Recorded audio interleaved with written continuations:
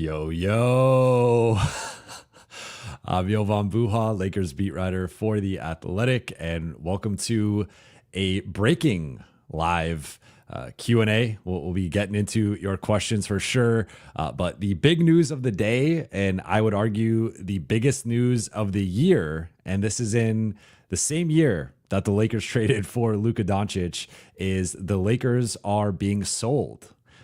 Jeannie Buss and the Buss family have agreed to sell the majority ownership of the Lakers to Mark Walter, the CEO of TWG Global, a part owner of the Dodgers.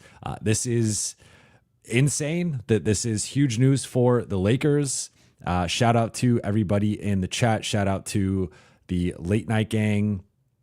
And yeah, I just want to get into my reaction. So I think first thing that stands out to me is the way that the Dodgers and the Sparks, two teams that Mark has an ownership stake in, have been run. And the way that I think this could potentially impact the Lakers in terms of spending off of the court with just resources, looking at the coaching staff, looking at the training staff, looking at the front office, analytics and medical stuff and all that. I think if we think about some of the top organizations in the NBA, whether it's the Warriors, the Celtics, the Clippers, and the way that those ownership groups have invested and created advantages along the margins, but also with the big stuff and beefing up the front office, beefing up the coaching staffs, and paying coaches a competitive figure, and I think certain things that the Lakers have done more recently, but were not doing maybe a decade ago, and that cost them for portions of the end of the Kobe era or the post-Kobe era. Like, just imagining if they have a blank checkbook to go improve the basketball operations side and the medical staff and like all that stuff. I just think if they are really going to invest and make this the best organization or one of the best organizations from how things are run, the sky's the limit, right? Like we just saw with the price, which Lakers are going to be sold at a valuation of $10 billion. And Forbes just had their list come out valuating the Lakers at $7.1 billion, which was the third highest franchise valuation in the NBA behind the Golden State Warriors and the New York Knicks. They go for $10 billion, which is higher than any North American professional sports team. So I'm still processing it. I've been texting people, calling people, talking to people. I was tipped off that some news was coming, but I was expecting some sort of DFS extension or maybe LeBron announcing his future, his decision with his player option. Did not see this coming right now. I will say that going back during this past season, there had started to be more buzz that the Lakers were quietly going to be for sale at some point in the future. I wasn't sure if it was going to be this summer. I wasn't sure if it was going to be a couple of years from now, but there had been some buzz that Guggenheim would be involved, the Dodgers ownership would be involved, and this would be the way that this goes at some point. But again, there was a lack of clarity as to the timing of this. I did not anticipate this happening today. I was not sure if it would happen this summer, but the timing is, I think, great for the Lakers. And again, if they start to, if we want to nitpick the way that things have been run since 2013, I think the biggest thing we can look at is the spending and the lack thereof sometimes of certain coaches being offended by the offers that the Lakers had, made to them, or them being one of the last NBA teams to invest in analytics, and them having one of the smaller front offices in the league, them not having a pro scouting team. Like things like that are competitive advantages that the best organizations in the NBA have. And in some cases, in some of the bigger markets, like you look at Golden State and Boston, and to a lesser extent the Clippers, like those are organizations that are regarded as well-run organizations, and they can leverage their big market advantages with big spending and investing in, again, basketball ops and different things, off the floor with just how they're run. So I think this is huge for the Lakers. I think this is going to sound crazy, but this could be bigger than the Luka trade.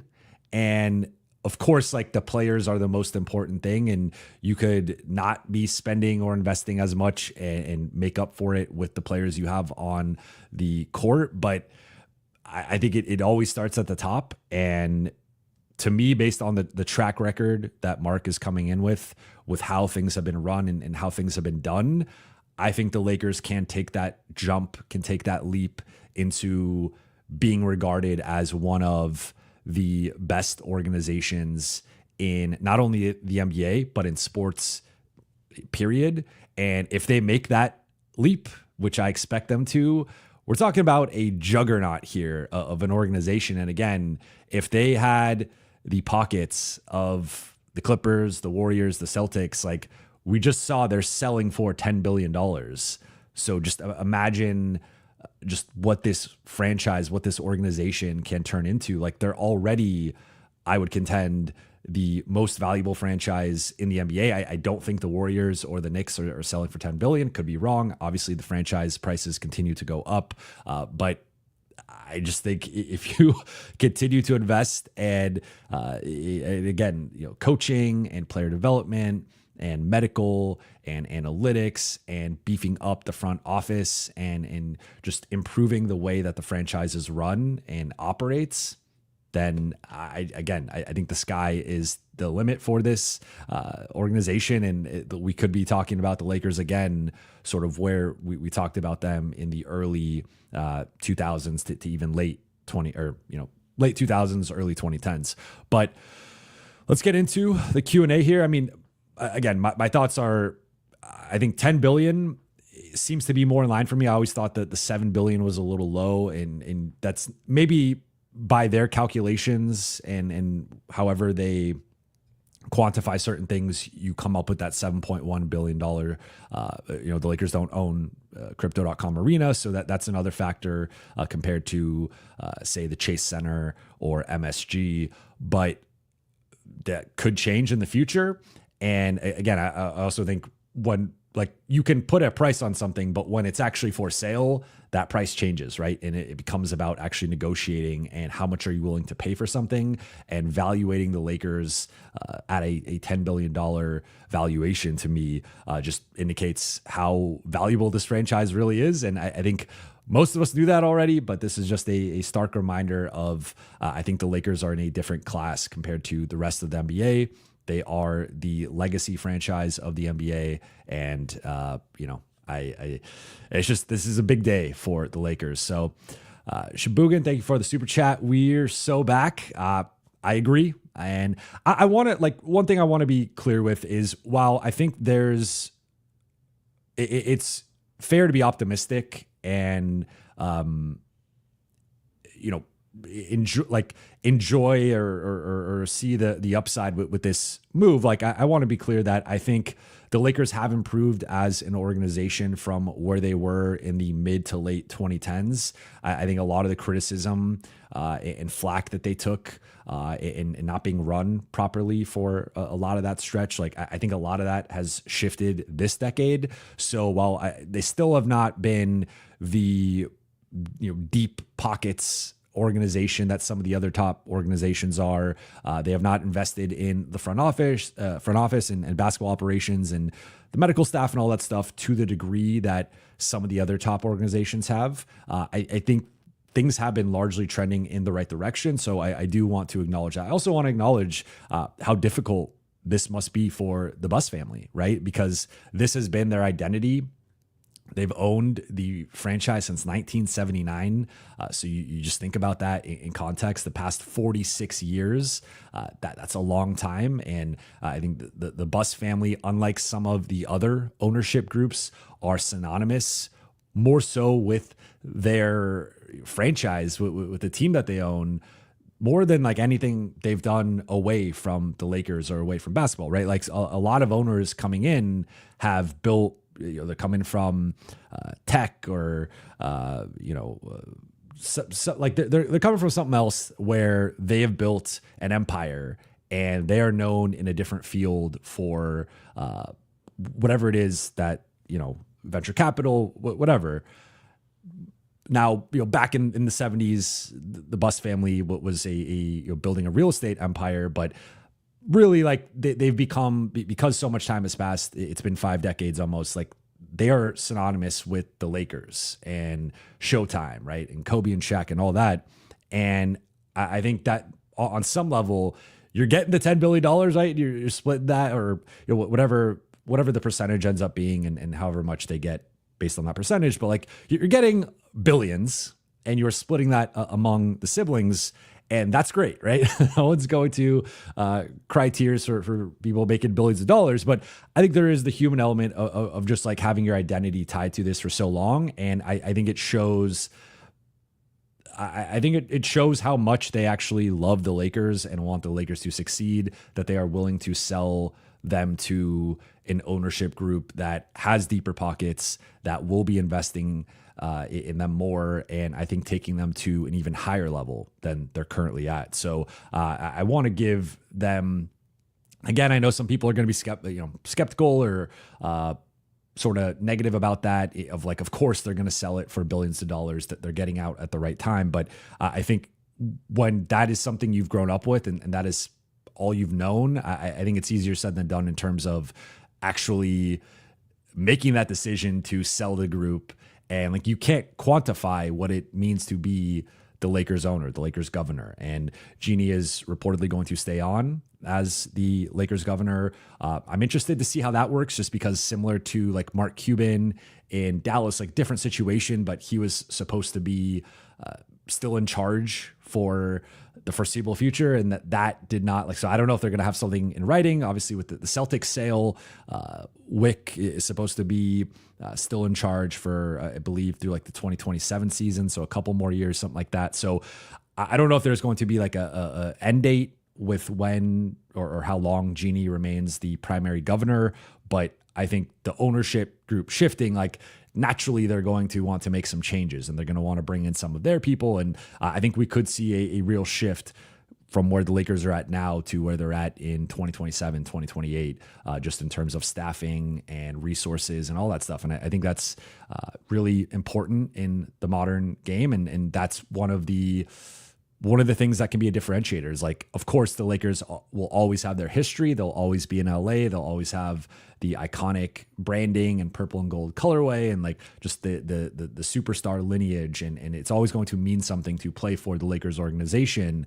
But as we've seen at times, that can only take you so far. Like you still need to outspend people and invest in certain things that I don't think they've quite always done to the level that is on par with some of the top organizations. So I think, again, this is a major development that I might argue is an even bigger deal than the Luka trade. And maybe not even might, like, I think it is, right? Because Luka has, another 10, 15 years left in the NBA. Lakers ownership, like this ownership era could go on another 40, 50, however many years, right? So this is something that I think is going to be a big deal for the long-term outlook of the franchise, but also potentially in the short term. We'll see this summer, how do they operate? How do they navigate things? And how does this change the offseason, if at all?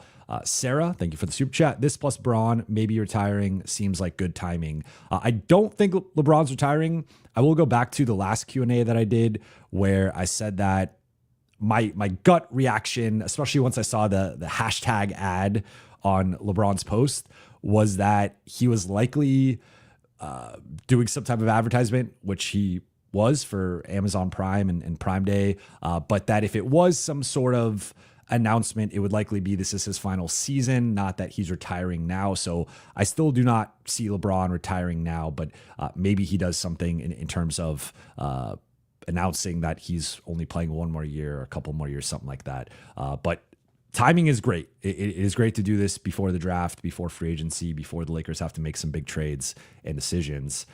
Shibugan, Pelinka needs to have an incredible offseason.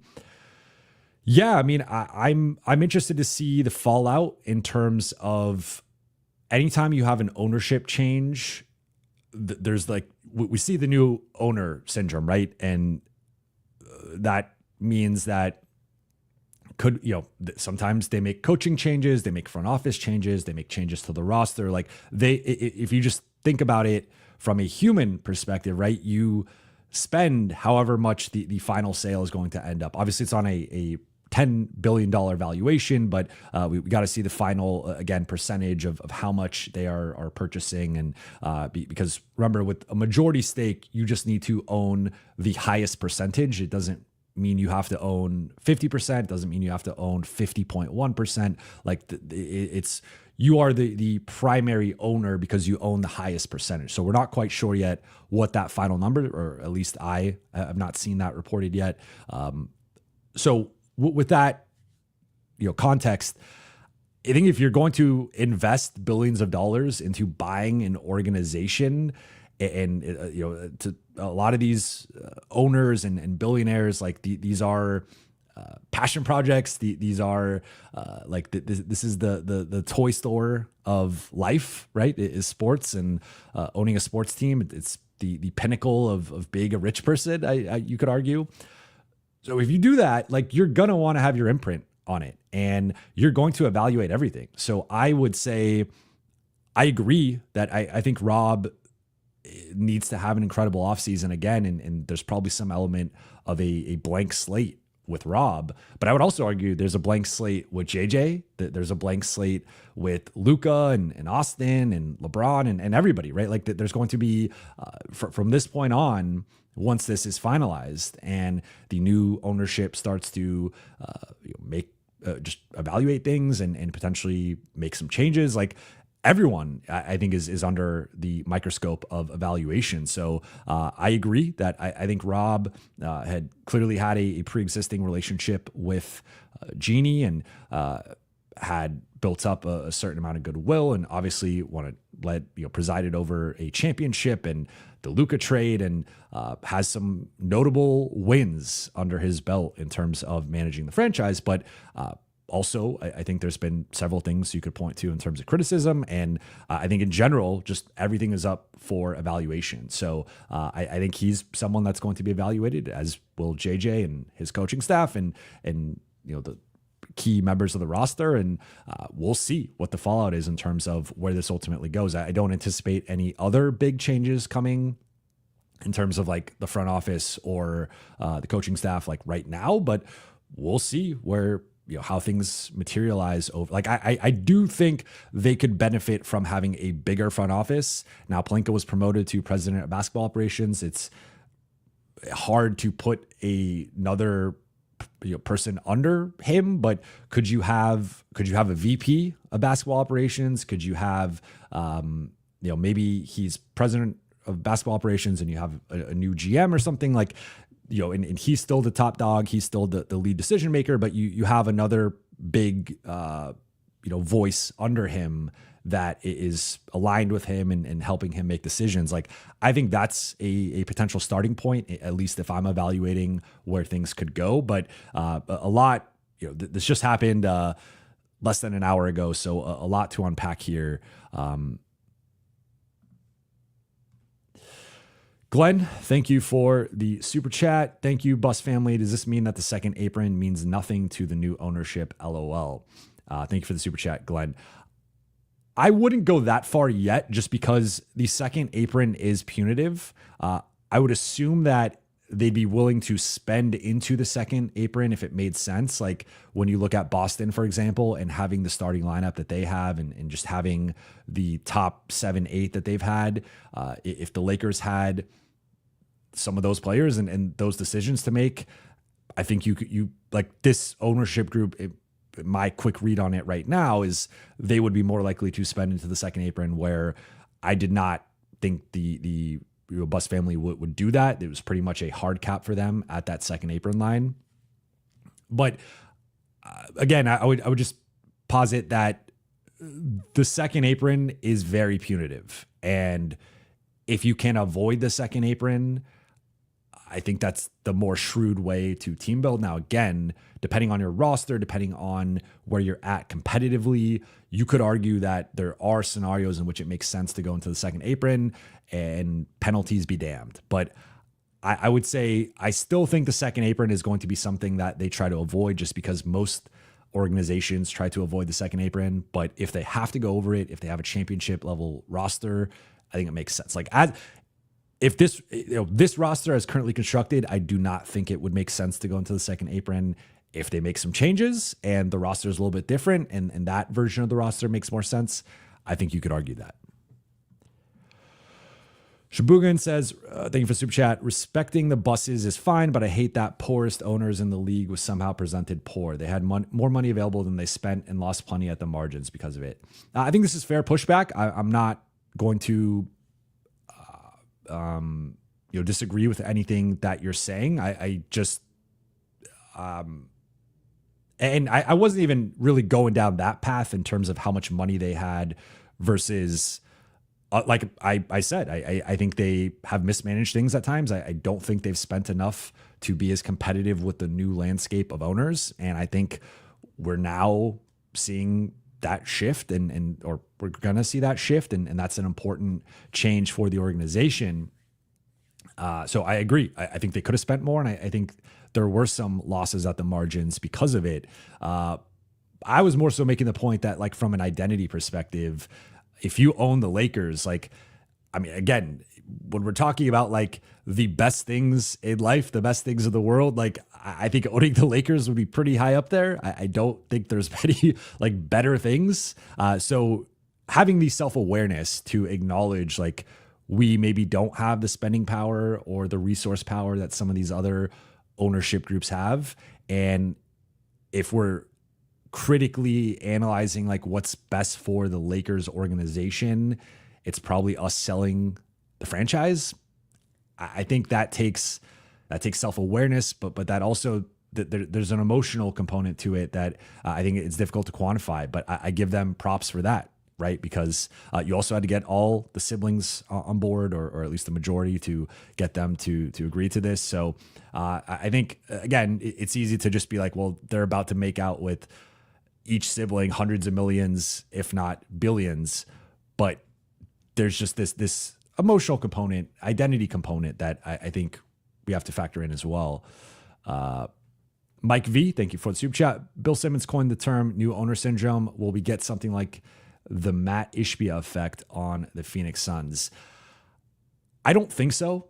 It can't be ruled out, but I think one thing that helps here is that they own or have a stake in the Dodgers and the Sparks. So I think a lot of times with the new owner syndrome, it's the first team that they purchase, right? And most owners only own one team. There are some ownership groups that own multiple and multiple sports, but I would caution against that. I don't anticipate that being an issue. I also think like it's hard. I mean, like I don't even know what new owner syndrome would look like in terms of, I don't see Rob going anywhere for the time being. I don't see JJ going anywhere for the time being. So really it would be, is there a star out there that you can try and go get? But even when we talk about a Giannis, a Kevin Durant, you look at some of the reported packages and offers, I don't think the Lakers can even get there if they're willing to put, like, even if they're willing to put Austin, Rui, Dalton in a first. Houston and San Antonio are easily beating that. Miami could potentially beat that depending on what their package is. So I still think that, like, the one way I could maybe see a new owner syndrome type thing would be like, let's go get that true third star or like the next co-star for Luka. But I don't even know who that is. And I don't see the Lakers having enough currently to go get that type of player. So I don't anticipate that. I also think, again, it's different when you're buying a team for the first time versus adding a third team to your resume, which is also just kind of a wild thing. But I see it more just being like investing and maybe making some changes behind the scenes in terms of evaluating a bunch of different people and then making some tough decisions if things aren't up to snuff in your estimation. But I don't see them like basically. I think there's only so much damage you could do to the current roster, right? Like unless you galaxy brain it and are like, let's trade Luka for 10 first round picks. Like I don't see that happening.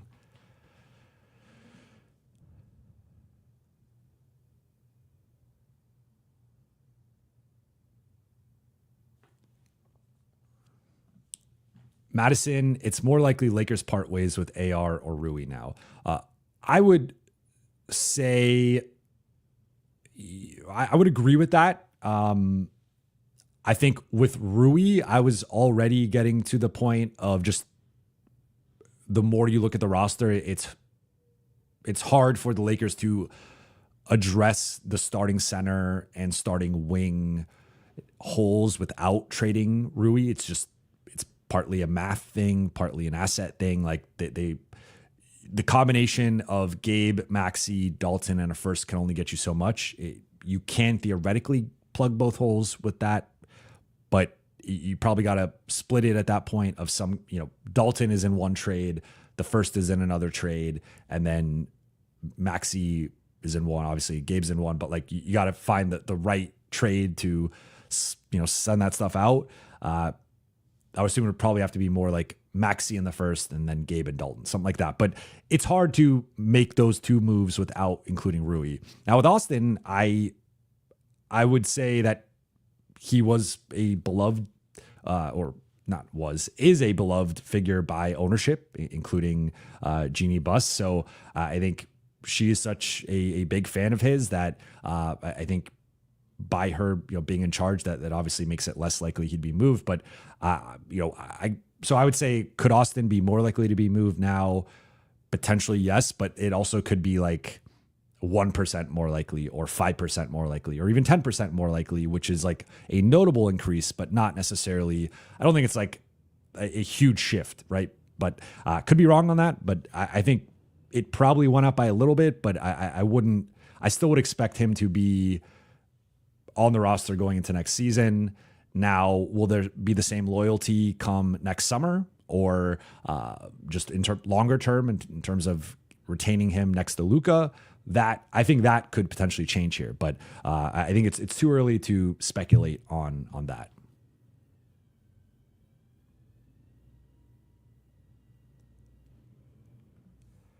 Madison says, Jovan, new ownership won't have emotional ties to these players, so more likely. Yeah, and I will also note that obviously Mark has been part of the Lakers' current ownership group. He just was a minority stakeholder, not a majority stakeholder. So that's another thing to factor in. Jameson, what areas of the Lakers organization do you think will benefit from the new ownership, analytics, scouting, medical, all the above? All the above. And that's been, I'll say in the conversations I've had in the aftermath of this over the past hour or so, and just quickly check in my texts.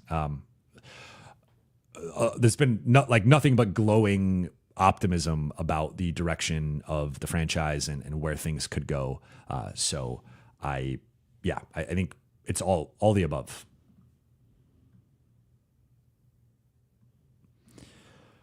Walter White, Jovan, do you think the new ownership Lakers will be more aggressive on trades and not stagnant? Yes. If we look at the Dodgers, that would seem to indicate yes. So I think so.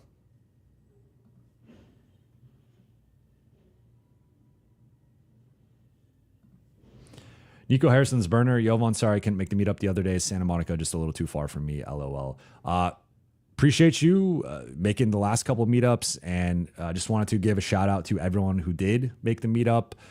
It was a more, we'll say, intimate crowd, a little bit smaller than the first two, but I actually think the conversation ended up being better. I really like the setup at Busby's in terms of just a lot more space, and I think the service was a bit better than the last spot we went to. So I think if I do a West Side one, Busby's is definitely at the top of the list. But shout out to everyone that went. It was really fun. We had a great conversation. Ended up staying up about an hour or so after the game, and I thought it was a really good group, really fun group. So we'll be definitely having more meetups, potentially one at Summer League.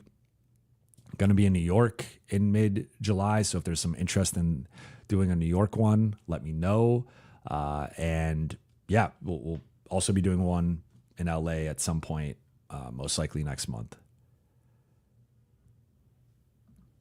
Jake from State Farm, additional front office personnel. Do you think they'll hire any? I do. I'm not sure if that's going to be like immediate or if that's something maybe later in the summer, but Lakers have one of the smallest front offices in the league. And I think they need to bolster that. And that, in my opinion, that's the area they could serve to grow the most.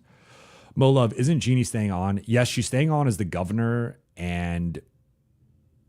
but it's a little complicated, right? I think that there's one of two ways this can go, because I think you could look at the Mark Cuban way of Mark Cuban was supposed to stay on as a lead basketball decision maker, and there was nothing set in stone, nothing in writing, and I think he was phased out a bit in Dallas, and he's talked about that, and that was not, I think, the way he anticipated that going. Or there's the Wick Grousbeck way of, I think it's in part, like it's in writing in part of the sale with Boston that he's going to stay on, I think, till 2027 or 2028. So I would assume it's more the latter of Jeannie staying on in some capacity. Like, they're still part owners of the Lakers, so they're not giving up their entire, like they still own a portion of the Lakers. They are just selling their majority stake or part of their majority stake and, cashing out in that way. So she's staying on. I just don't know what that's going to look like in terms of actual decision making, because you don't pay billions of dollars for something to let someone else run it or let the previous owner run it. Let me be clear, because I think if you're smart, you empower the right people to run the show. But it's like if you're buying a car from someone and they're like, well, let me take it for a spin like once a week. It's like, no, I'm buying the car from you. It's my car now. So we'll see.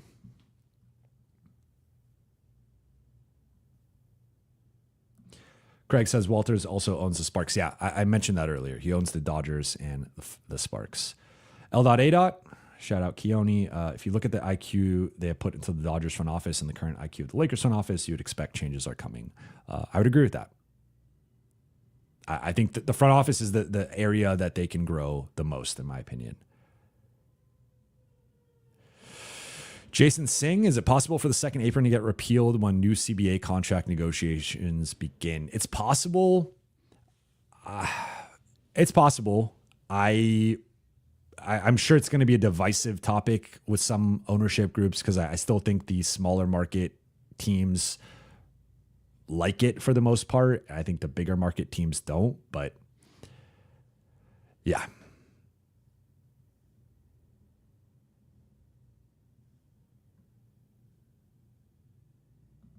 Hoop 63, does Magic now have an ownership stake? Does it now have an ownership stake now? I'm going to say yes. I have not gotten clarity on that yet, but I'm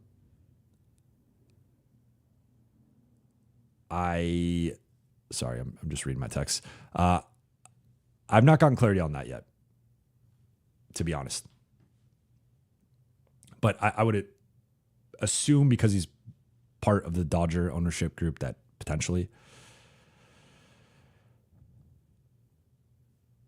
Mo Love, do you feel you want to put your resume together for a spot within the org? Hey man, being part of a front office would be a dream job, but this is a dream job too. So, but of course, being a part of the organization would be awesome.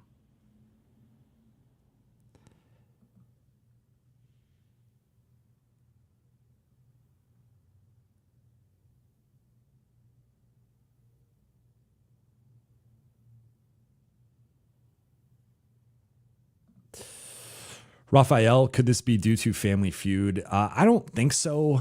I mean, I'm not going to pretend to know all the inner workings. I know, of course, that situation has been complicated for a while, but I think this is more about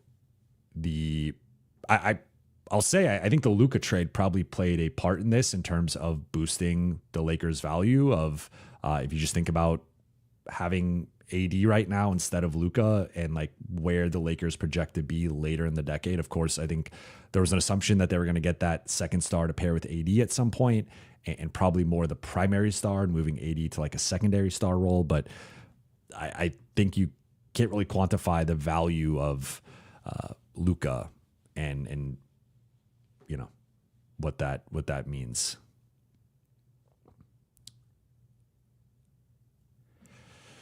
Nico Harrison's burner, Jovan, we need another roundtable with the guys, just better mic quality, but it was such a fun watch. Yeah, I appreciate that. And that was one of my favorite episodes I've ever done. The issue with like same room is and the interface I was using is only meant for one mic. So I would probably have to buy a new interface, which is pretty expensive depending on the interface. But I mean, the sound quality could have been better, but I think the vibes were high.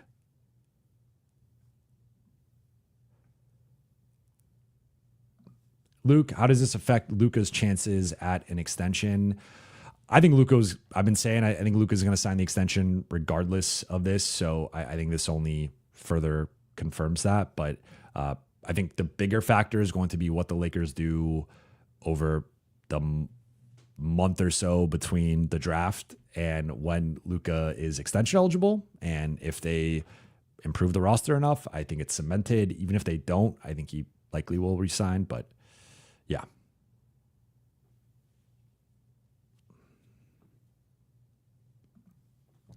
Jake from State Farm, think this changes anything for the summer plans for next season? Well, next season the summer plans for next season will partly be determined by how the Lakers operate this summer. For example, and part of it's out of their control, like depending on what LeBron wants to do, but you re-sign Luka or you extend Luka. You have the DFS situation of does he opt in and extend? Does he opt out and re-sign? That would put more years on the cap sheet. What happens with LeBron? Is he opting in? Is he opting out, signing a 1+1? Then he's potentially on the books for next season. You have Austin and his impending free agency.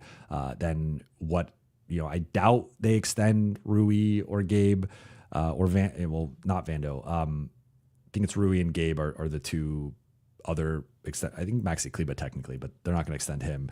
So like point being, if you just look at the cap sheet for the following 2026-27 season, I believe it would be in theory Luka, Dalton, Bronny, Vando, and I guess if they extend or re-sign DFS, he'd be on there too. But I think I'm forgetting maybe one more player, but they might only have 5 or 6 players under contract and then have Austin as a free agent, LeBron potentially as a free agent or retiring. And they could have a lot of cap space to play with. It just depends on, again, how they approach Austin. If LeBron signs a 2-year deal, they extend DFS. I don't anticipate Austin signing the extension, but maybe they trade for a Claxton, they trade for a Wiggins. Some of these guys with their additional years, like that could also impact the cap sheet and what they do next summer. So I think it will partly be determined by how they approach this summer. I think in general, though, if you look at the Dodgers, you look at the Sparks, like I think they're going to be more aggressive with trying to make win now moves and investing in the roster, but also, as I've mentioned several times now, investing off of the court in the organization. So I think it's too early to tell what next summer is going to look like, but yeah.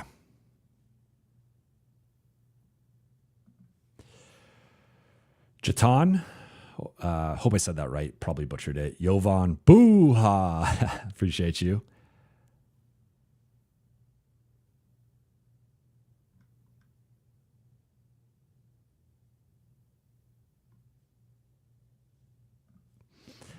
Danica, thank you for the super chat. Luka's lived through 4 owners in 18 months. That is a wild fact. Most players go through coaches or teams in 18 months. Luka's gone through owners. Just making sure.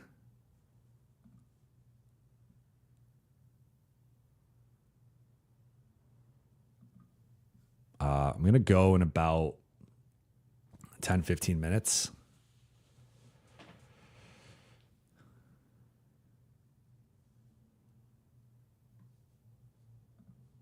Let me know if you guys got any more questions.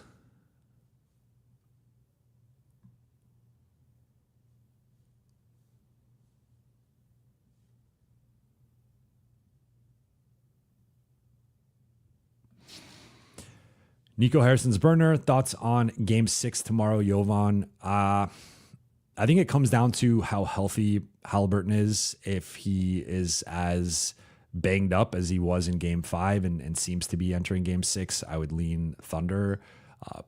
I'd say selfishly, as a neutral third party, I want this to go 7. I think game 7s are the best thing in sports, the best thing in basketball. So selfishly, I want this to go to a 7th game. I want Indiana to win game 6, and then let's just have a great game 7 and see how it plays out. But I think with how things are trending with Halliburton's health, and this is why that game 4 loss was so critical for Indiana. Like, they would have gone up 3-1, even if I don't think they would have closed things out in OKC in game 5. I think they probably would have lost, and then it would have gone back to Indiana, and then you have a real shot to win the championship, close things out. But now you're down 3-2. The momentum of the series has shifted, and Halliburton is injured. So metaphorical gun to my head, I would say OKC closes it out tomorrow night. But and that was my series prediction, was OKC in 6.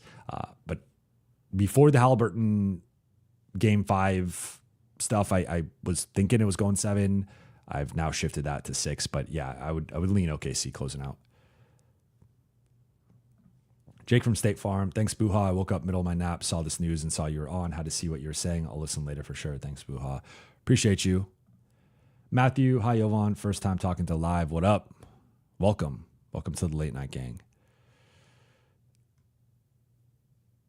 Kane Carter, been a minute. Kane Carter, what do you think is, who do you think is the next former 2010 star that you predict will retire soon? So are we saying this is someone who was drafted in the 2010s or someone who was a star in the 2010s? Because I think they're I guess off the top of my head, DeRozan, depending on how you want to classify him, would be someone. I think Russ isn't going to play much longer, maybe another year, 2 years tops. So I would say, I think, of course LeBron, but that's another year or 2. I think Steph's got a few more years. I think KD's probably got a few more years. Chris Paul, another one that should retire soon. But I would say Al Horford, depending on where you want to put him on the star list. I mean, he is a former all-star, all-NBA guy, but I would say Horford, DeRozan, Chris Paul. Those are 3 that stick out, and Russ.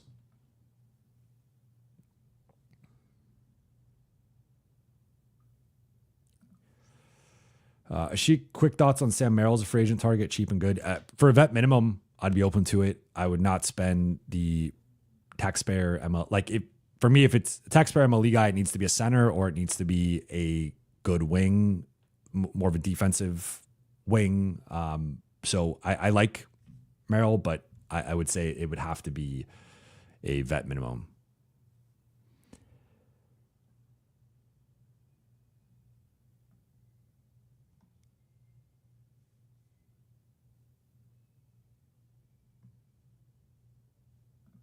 Omaris Hall, Jovan, what do you think about the Collins rumor? So I was on with Anthony Irwin, or he was on my show last week, and we talked through John Collins. He brought him up as someone he liked, and I personally do not see the fit. I do not like the fit. I think if the roster was torn down, to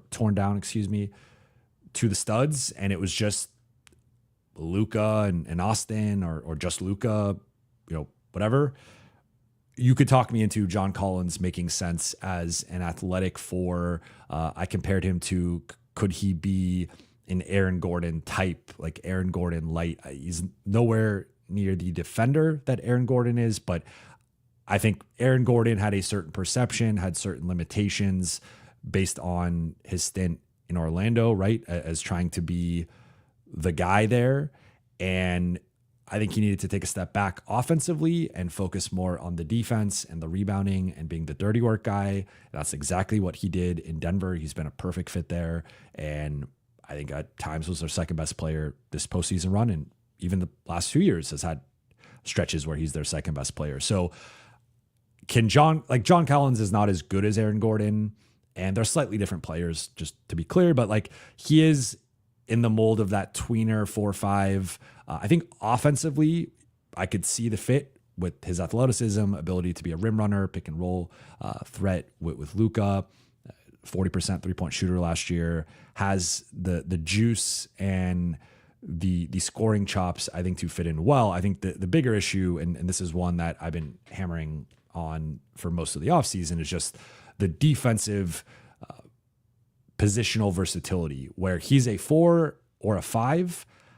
If he's a 5, you better have at least like 2 elite defenders next to him, if not 3, because he's not a good defender. I think I would classify him as a slightly below average defender who, in the right system, the right personnel, can get to an average level, can maybe even get to like an above average level. But in general, especially like, I think at the 4, he's fine. At the 5, you have some real problems. So I think looking at just the nature of the Lakers roster, having LeBron, Luka, Rui, DFS, Vando, a center, potentially, not even potentially, but likely a backup center, that's just way too much concentration in the front court. I think the Lakers need more on the perimeter.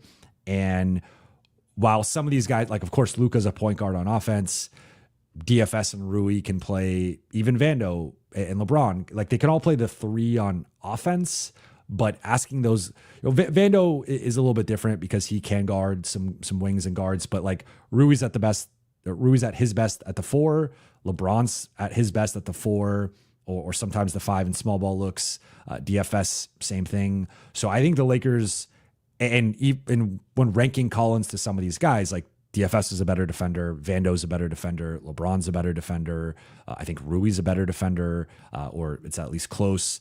So I just look at it and I'm like, sure, the offensive fit, I see it, but he's also expensive. He's making, I believe, $26 million. So just to get to matching his salary, I mean, if it's Gabe, Kleba, and Shake, sure, you're basically flipping Gabe for Collins. But then again, you have this front court logjam where if you just move Rui to the bench and start Collins, now all of a sudden LeBron's your best defender, and I think that's a problem. And maybe you get a better defender at the center spot, but I don't think LeBron should be their second best defender in the starting group either. So I just, what specifically, like I talked about this last episode with Istok. I've talked about this multiple times now. If we are operating under the assumption, and maybe the assumption changes, that Luka, LeBron, and Austin are the Lakers' 3 pillars, the other 2 spots need to be athletic, long, awesome defenders.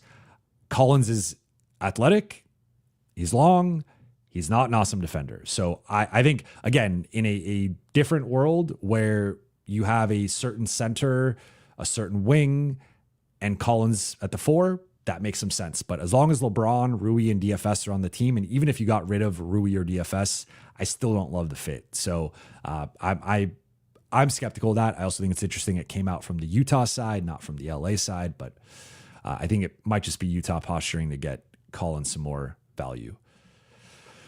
Ken Carter, thoughts on the trade? This trade, Maxi Kleba for Isaac Okoro, not the best shooter, but good from the corner, is a better offensive guy than Vando. I would do that in a heartbeat. I mean, any trade you're flipping Maxi for a rotation level player, I do consider Okoro more of like a 9th man, but in competition with Goodwin, Dalton, like I think he has some utility, even in competition with Vando. He's got some utility, so I like it.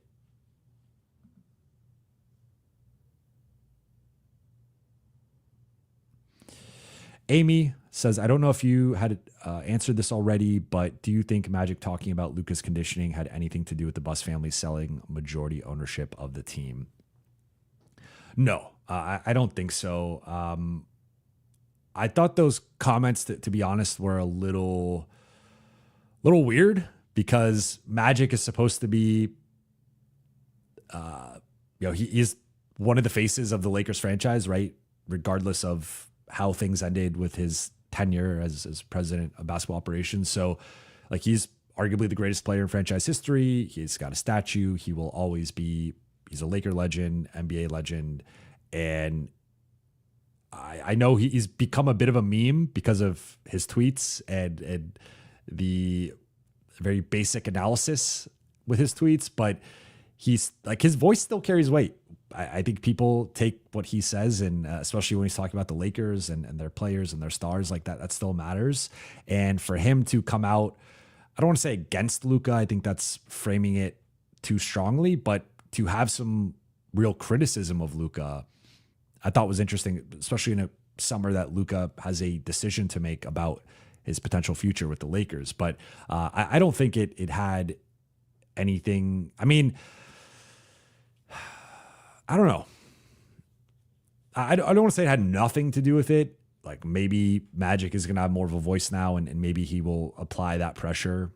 But I think it was Magic more so just being a passionate Lakers observer.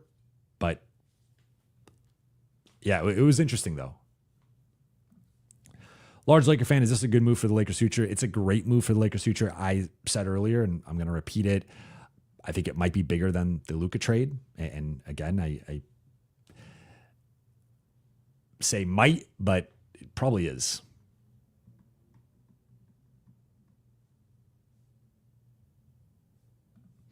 Nico Harrison's Burger, gotta go. Jovan W. Stream, bro. Not topped in as much in the offseason, but I'm here when the season starts. LOL. Blessings, bro. Blessings to you, and hope you enjoy the rest of your offseason. I'll be back here per usual. And I will say, for those of you who are tuned into everything I'm doing, I had a mailbag. I was actually recording the mailbag when the news dropped. So scrap the mailbag. I'm doing this instead of the mailbag. TBD on if I'm doing the mailbag tomorrow now. I had originally planned on doing my center rankings tomorrow. Maybe I'll just do the mailbag and then do the center rankings next week or something. But yeah. Madison Wiggins would be our third best player. So yes, he'd be a great fit. I still think Austin's better, but I think Wiggins would be a great fit. L.A. Jovan spitting facts. Appreciate you. Norma Maldonado, a.k.a. Mama Buha, just catching this now, but having the Mark Walter having a majority, will he put more money into the Lakers to attract big stars like for the Dodgers? Yes, that is my instant reaction to this. Quickly talking to people, still getting more texts right now, but yeah, I think he's going to put a lot more money, and this is a great thing for the Lakers.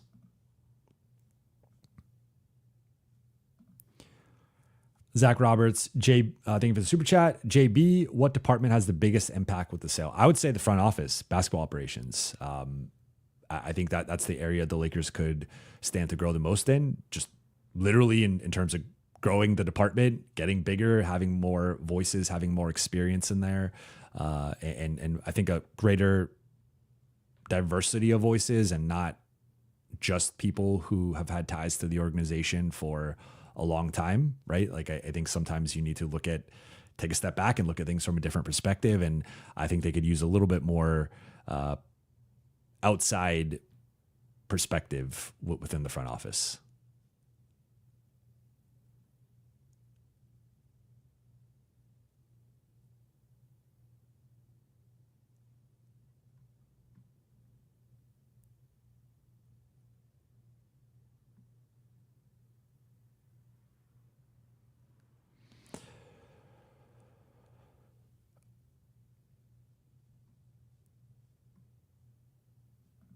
JP, Jovan, day one fan here. So glad this happened. I've been saying this for years. We finally don't have to truly worry about the luxury tax. TWG and Walt are about to drop it on a roster for us. Yeah, I mean, again, I think this is incredible. I cannot state that enough. I cannot downplay that. It is quite something. I'm still processing it, honestly.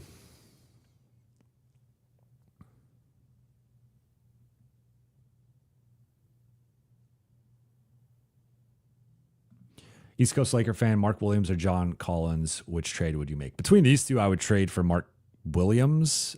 I don't anticipate that one happening, though, so I would guess John Collins is more likely. I have some concerns with the fit.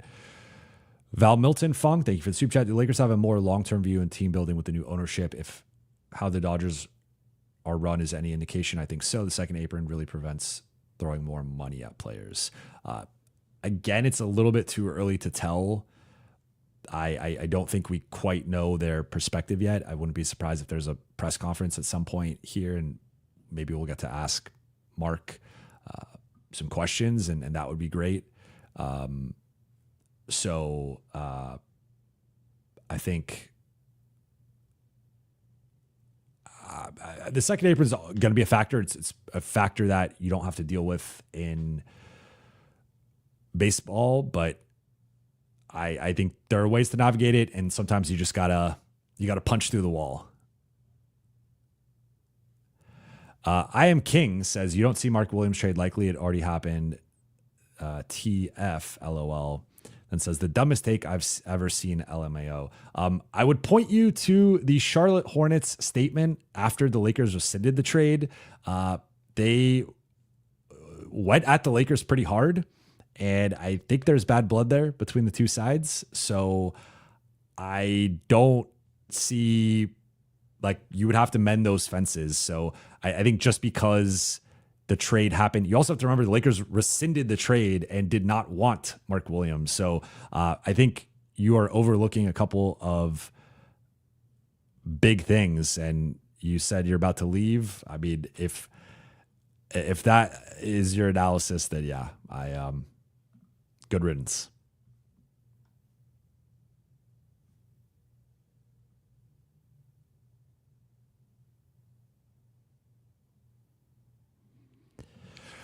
Smokey Jovan, I like John Collins in a Naz Reid role, but we haven't got assets for that. Yeah, I mean, again, like every player, there is a certain role for on a team. I actually agree with you that I think John Collins on it, if you're trying to build a championship level team, he probably is more of that third big coming off the bench. I don't know if he's quite a starter. I think you have to have a specific roster build, but the Lakers don't have the roster construction for that.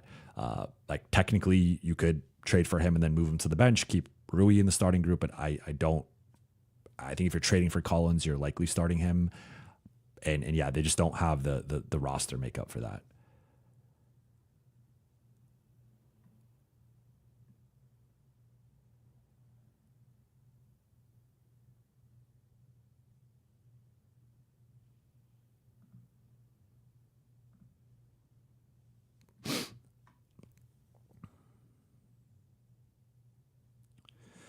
Joe, thank you for the super chat. Sorry, just hopping on if you answered this already, but you think we see any big Laker moves this offseason after the sale announced?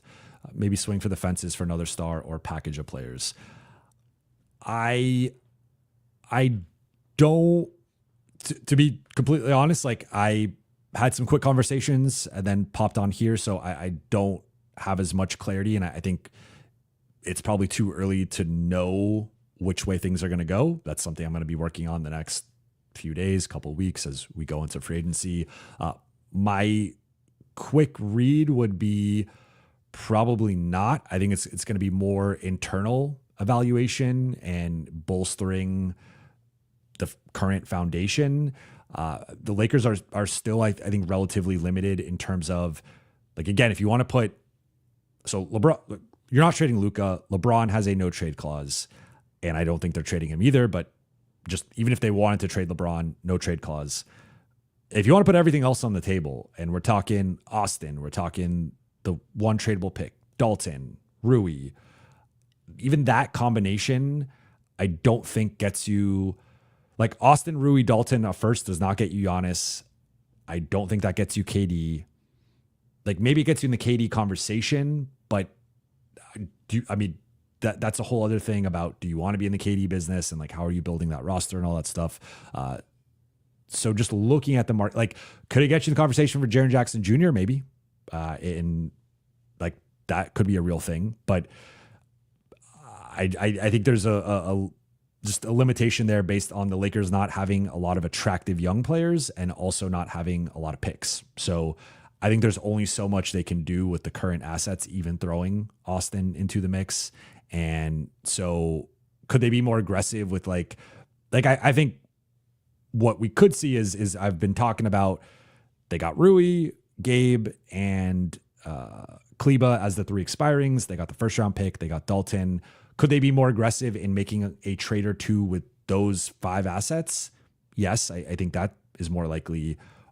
Are they going to get a 3rd star or like true superstar, or whatever? I think it's just, I don't know which player that would be, especially with only having a pick, because the big thing now is like everybody wants picks. Like that's, even with the Bane trade, which we can dissect his value and what was fair and whatnot. Like everyone's talking about the 4 picks with the Bridges trade. Everyone's talking about the 5 picks with the Gobert trade, all the picks, the KD trade, all the picks. So like, I think picks are in vogue and the market's always different depending on which 2 teams are negotiating, but teams will want multiple picks depending on the player that they're giving up. So if you're trading, and I don't even think Giannis is available right now, and that seems to be the way that's going, but like if you're trading Giannis, you're going to want a boatload of picks that the Lakers just cannot offer. If KD, they were asking the Spurs for the number 2 pick for Stephon Castle. You could argue the Lakers might not even have an asset on that level. So I'm a little bit more skeptical of them trading for a star, but I think what we could see is them be a little bit maybe more strategic about how they build next season's roster and going into the summer of 2026 when Austin's contract's up.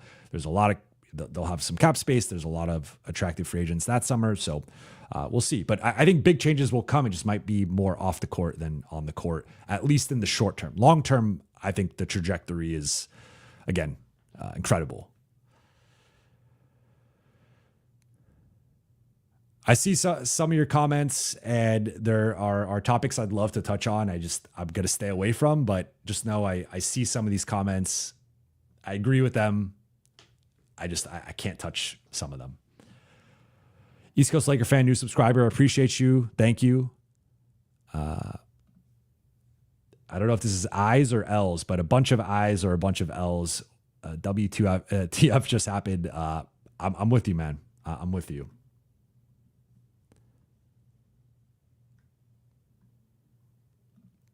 This, I think, is true. Harold says there will be less sentimentality in Laker decisions on players given the Dodgers parting with longtime Dodgers like Taylor and Barnes. I think the Lakers will be less of a sentimental, nostalgia-driven franchise, which I think has helped them at times. I think has certainly hurt them at times. And I think that'll be a key development here.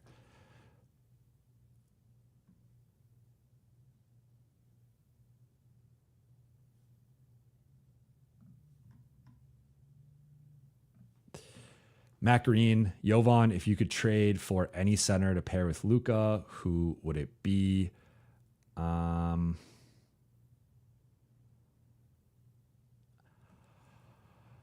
That's a good question.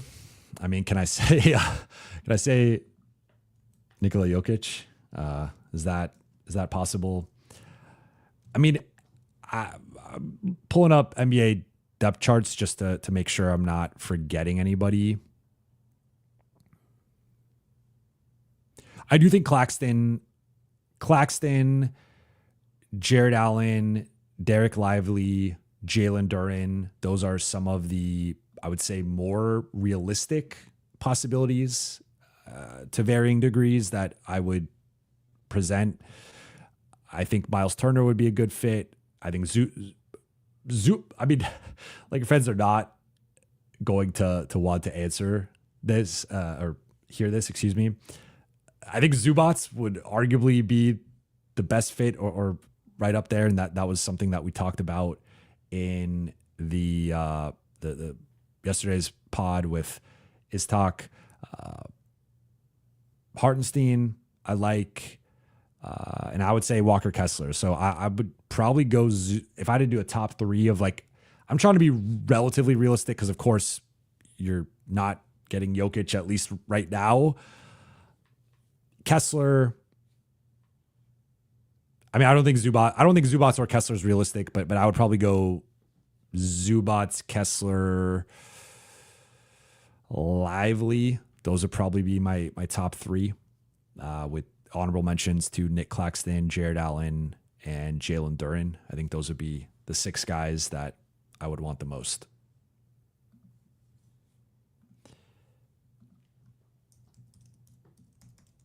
One second.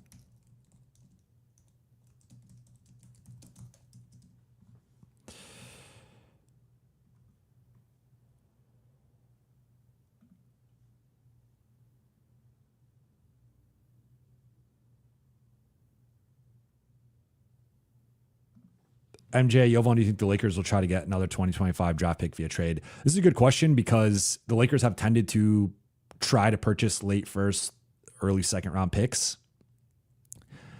And I think this could be a short-term thing that we see where now with the spending power that they're going to have, maybe they do overwhelm someone with an offer to buy maybe an early second round pick and get more involved in the draft. Almanji says Lively is asked Claxton better. I think Claxton is currently better, but what you got to remember with Lively is he's 21 years old, and I thought he was their best center overall during that finals run. So for a guy to be that good, that young, I think that's less of a present move and more of a long-term move. But I just think about like, where's like Lively's going to be 25 in 2029. Like he's not even going to be in his prime yet. And he's already a legit starting center in my opinion. So I think he's awesome. Tulip says Giannis would be the perfect fit, especially with the switch defense. Yeah. I mean, I don't consider him a center, but maybe Love Hate says 80 would be pretty nice. Yeah. I mean, 80, I'm not putting on like, again, there's some guys that Jokic 80 and Embiid actually might be possible, but you don't want to touch that. Robert Williams says Kessler not available. He's not. I mean, everyone's available for a certain price. I don't think the Lakers can reach that price, but Robert Williams might be available, and I like Robert Williams.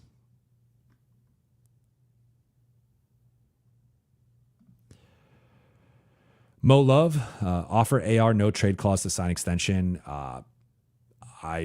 You could. He's not going to sign it. It's below. Again, I know every time we talk about AR, it gets the chat going. It gets like, I will say this, regardless of how good you think AR is, regardless of whether you think the Lakers should pay him or not, if Austin Reeves enters free agency, he is going to get 30 plus million. Like barring an injury or him having the worst season of his career next year, Austin Reeves is going to enter free agency and get 30 plus million from the Lakers or someone else. So for him to sign an extension where he is starting out at 20 million just does not make any financial sense. And having the no trade clause does not offset the tens of millions of dollars he'd be losing. So that's just not going to happen. Jeremiah, is there a way to get a center without giving up AR? Yeah, I think Claxton and Gafford are two names that come to mind as guys that you could potentially get without giving up AR. Vooch. I think guys like Okongwu, Jared Allen. Okongwu depends on. I don't think they have enough for him unless they're putting AR in, but maybe you could figure out a way to do it without putting AR on the table. Porzingis, I think there's a way to get Porzingis without AR. Otherwise, yeah, most of the other centers, you're probably going to have to give up AR. I like Pirtle is another name. Robert Williams is a Ayton. Like those are some of the names. Will Khalil Ware, he's going to be expensive. He's going to be expensive. As in, like, I don't think they want to put him in the KD trade to give you some perspective.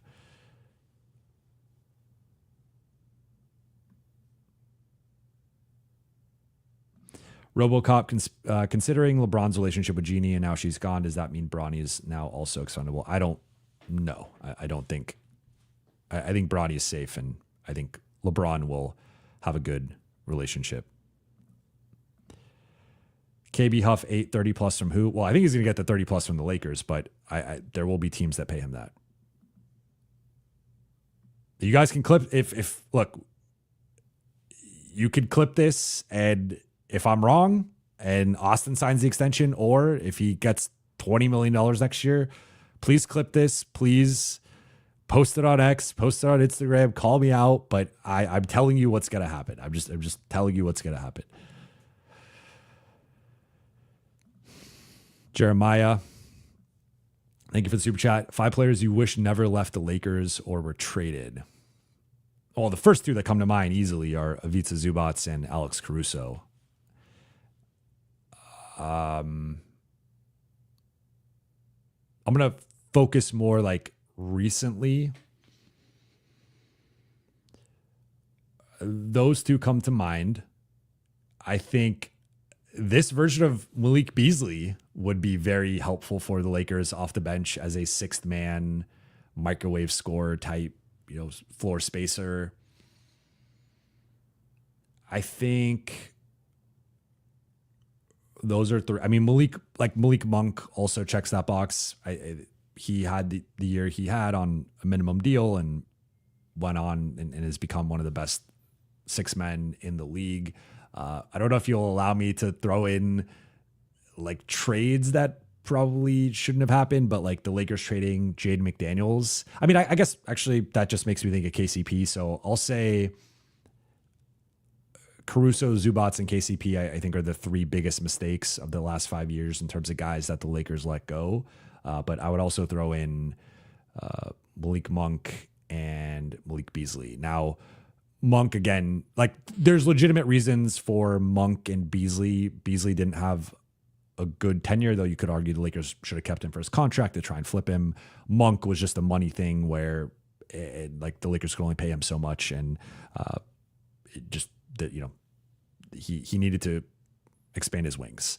With KCP, Caruso, and Zubac, those 3 are inexcusable, and they all should still be Lakers. Now, with KCP, if like he is, I think the last couple of years entered a different phase of his career, so maybe at this point he wouldn't still be on the Lakers, but he should have been on the Lakers from 2021 till at least 2023, if not 2024. Caruso and Zubac should still be on the Lakers.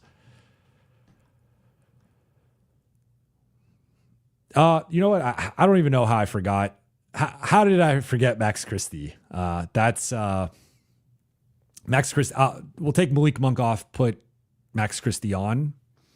And you know what? We'll take Malik Beasley off, put Max Christie on. I can't believe I forgot Max Christie. I knew I was forgetting someone. Randall, I mean, we could go through Randall, Ingram, D'Lo. I don't think they need to circle the block on that one again. Clarkson, Nance, Lonzo. I mean, Lonzo's actually, but like I'm trying to be realistic here. So like Randall, it just would have been. I mean, that's its own thing of if they didn't need to let him go, and Brook Lopez is actually an interesting one too. Of just imagining like if they didn't have Zubac, but they had Brook Lopez with AD, seeing how he fit with Giannis. Like, there's a lot of guys you could come up with. I'm trying to be realistic here in terms of like I wasn't really considering Randall or Ingram just because of the AD trade, and then also with Randall, the LeBron situation. Like, I just think there's a limitation there, but yeah. I'm seeing Druss says you forgot about THT. Okay. Josh Hart, GP2. And to be clear, like we're talking about in a vacuum here. I'm not saying take back the only moves I would take back if I'm the Lakers. But I would take back the Russ trade. I would take back the Zubac Muscala trade, and I would take back letting Caruso walk.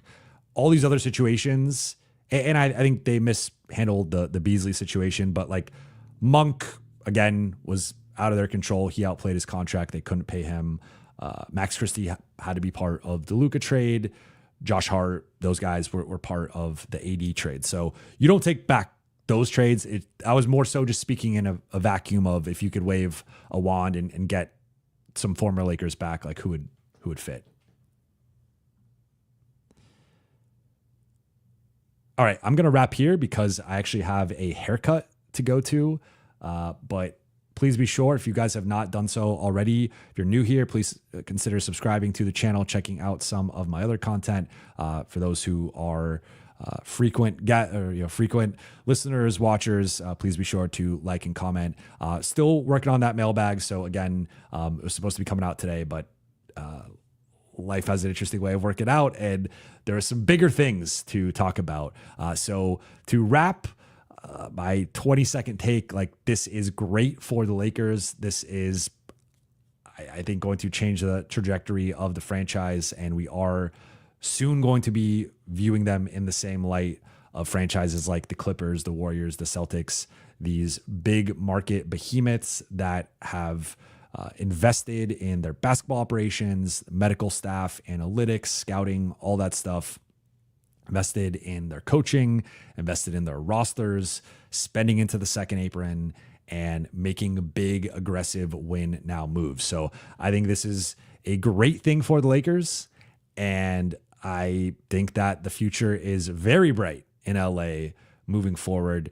We will have more to unpack with this in the coming days and weeks, but just wanted to get on here, give you guys my instant reaction to this news. But I'll be back tomorrow with a new episode, most likely doing a mailbag. If you guys want to go onto my community tab under the post section, or just comment on this video, you could ask a mailbag question there, and I will do my best to add it into the mix. But thank you all so much for watching and listening. For those watching on YouTube, please be sure to hit that subscribe button, turn on channel notifications, and like and comment on this video. For those listening on Apple Podcasts, Spotify, or your podcast platform of choice, please be sure to follow, download, and leave a 5-star review. I'll be back tomorrow. I will talk to you all then.